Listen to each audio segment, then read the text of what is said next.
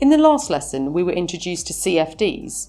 As Philip explained, they're a popular margined trading product used by nearly all market participants to balance risk efficiently. That's right.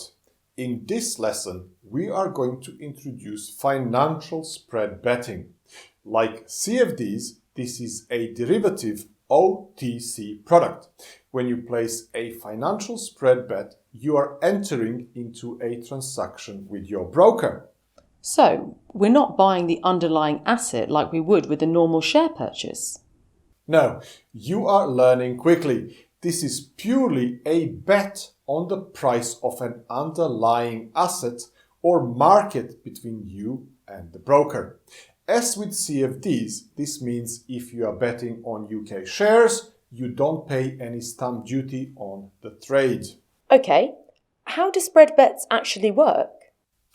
Instead of buying contracts as you do with CFDs, when you place a financial spread bet, you specify the amount per point you'd like to bet. This is known as your stake size. What's a point? A point is a predetermined unit of price that the underlying market might move by. For example, if you placed a spread bet on the price of the FTSE 100 index at 7,300, a 1 point move up would be to 7,301.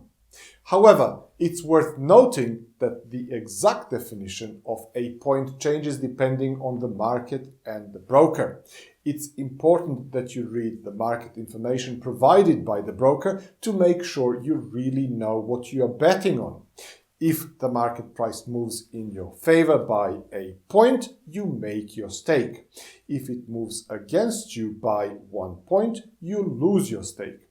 If the market moves 100 points in your favor, you make 100 times your stake.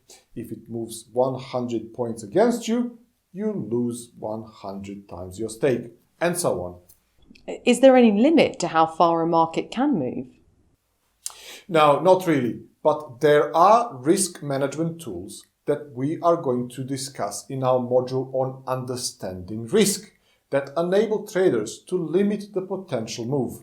Okay, so I pick the market I want to trade in and specify my stake, which is how much I think the price will move per point. Who decides when the bet ends? Good question.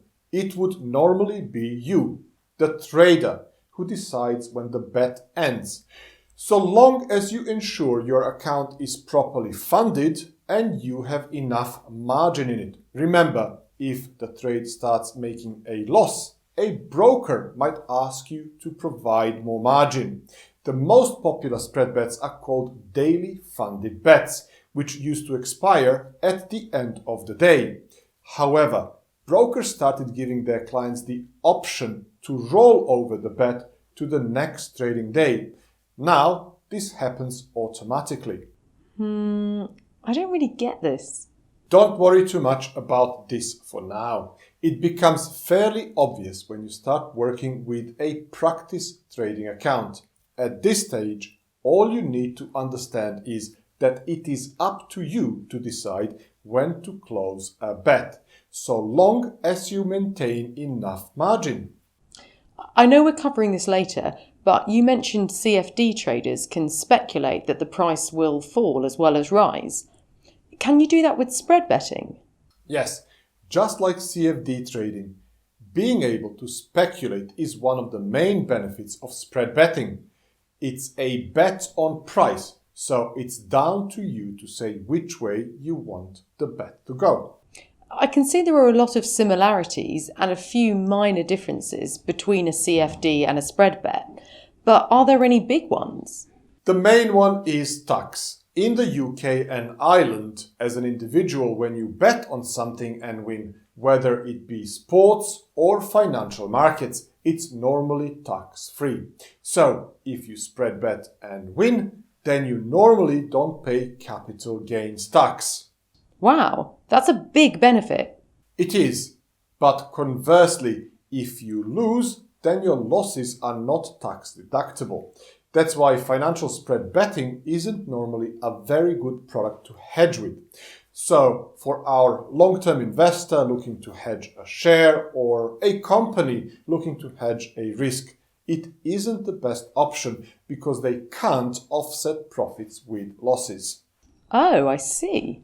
Think of financial spread betting as a product purely for price speculation by individual traders. Like CFDs, traders can spread bet on the same wide range of markets: indices, forex, commodities, bonds, and shares.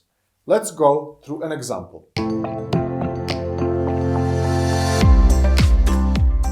So, can you show me an example of a spread bet on the FTSE 100? Sure. In spread betting, the FTSE 100 market is referred to as the UK 100. This is mainly because of the trademark rules, but let's not worry about that here. Let's pull up a chart again. This is the UK 100 market, and we are at this point in time. So, what stake do you want to bet, and which direction do you think the market will go? Okay, let's say I want my stake to be £1, but I'm not sure which way it will go. Don't worry, just for the example, take a guess.